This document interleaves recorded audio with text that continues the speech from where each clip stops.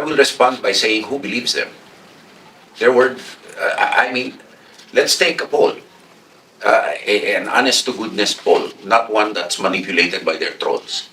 Who is more credible, what I said or them? I'm not ignorant of history.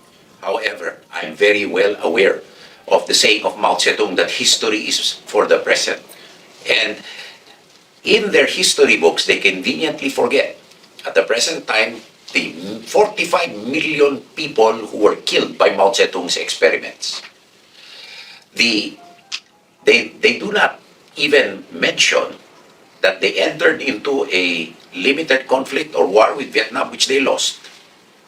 Mga idol at kabayan, super good news! Pagsisinungaling ng Chinese Communist Party, hindi pinalusot ni Defense Secretary Gibo Teodoro Jr. Philippine Air Force gumagawa na ng sarili nitong mga attack drone. Tama ang narinig yung mga kabayan. Ang mga drone na ito ay gawa dito sa bansa. Ito ay gawang Pinoy, made in Philippines. Ang mga pangalan ng mga drone ay tumpak na tumpak sa ating mga Pilipino. Tulad na lamang ng pangalang AMOC o Air Military Ordinance Carrier at MAOY o Military Air Ordinance Yielder. May ginagawa din ng Philippine Air Force na kamikaze drone para mapalakas ang territorial defense ng bansa.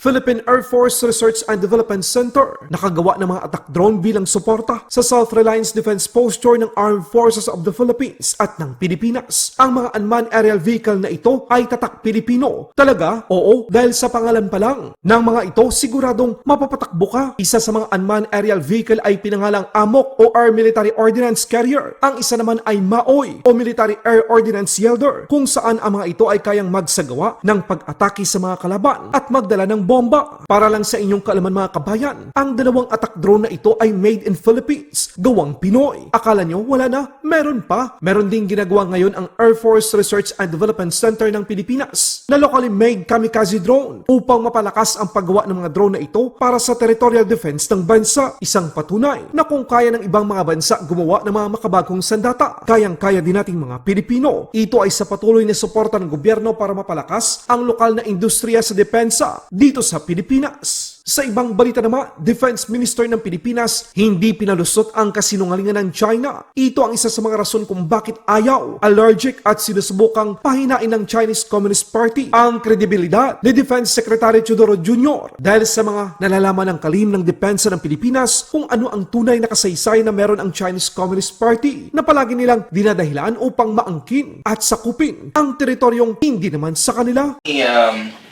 Bring the discussion to China.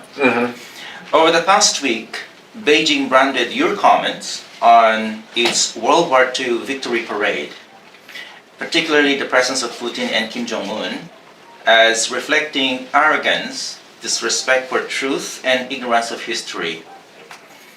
They accused you of anti-China bias and cautioned that the Philippines should move beyond the Cold War mentality and not be a source of deficit of trust. How do you respond to these harsh criticisms, and what does this tell us about the current state of Philippine-China relations? I will respond by saying who believes them. Their word, let's take a poll, an honest-to-goodness poll, not one that's manipulated by their trolls. Who is more credible, what I said or them? I'm very confident that I'm much more credible because I speak the truth. I'm not ignorant of history. However, I'm very well aware of the saying of Mao Zedong that history is for the present. And in their history books, they conveniently forget, at the present time, the 45 million people who were killed by Mao Zedong's experiments. They do not even mention that they entered into a limited conflict or war with Vietnam, which they lost. They also manufacture history to the extent of claiming 5,000 years of uninterrupted history, when we know China were composed of dynasties. China as a political concept was only born during the overthrow of the Qing dynasty. So how can they have a 5,000 year period of history? Another point, when the People's Republic of China was proclaimed, Mao Zedong said that it was to overthrow the feudalistic past and imperialistic past of China. In the Cultural Revolution, they burned all their history books. So where does China's history come from? It is contrived. It is created to justify the perpetuation in power of the Communist Party of China, the Chinese Communist Party.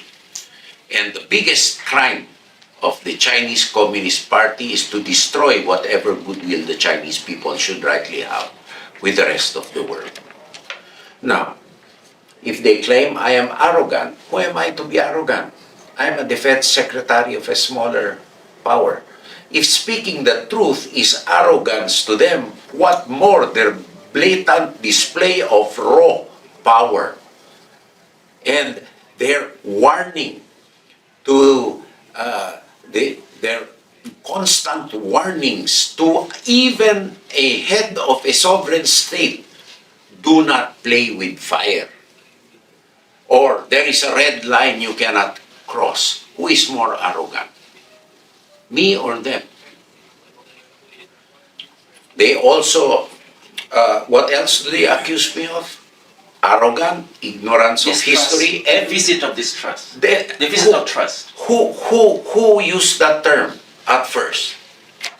It was It was me in the Shangri-La Dialogue. Shangri-La Dialogue. Now, they can be more inventive than that and not use, and not claim, and not to appropriate my copyright as they are wont to do on their own, intellectual property theft being one of their specialties. And what else did they accuse me of? Cold War mentality. Yes, sir. They are behaving in a Cold War manner. They are advocating for bloc mentalities once again, by deed and not in words. And so it is forcing like-minded countries to group together, not because we want to contain them, but because they are illegally occupying areas where they should not be. They played this game against Jawaharlal Nehru, and finally India woke up. Tibet was part of China. They do this now to subjugate the Uyghurs. They are now even claiming that parts of the West Philippine Sea have been traditionally theirs, just because Chinese fishermen were present. So, who is ignorant of history? Laban Pinas.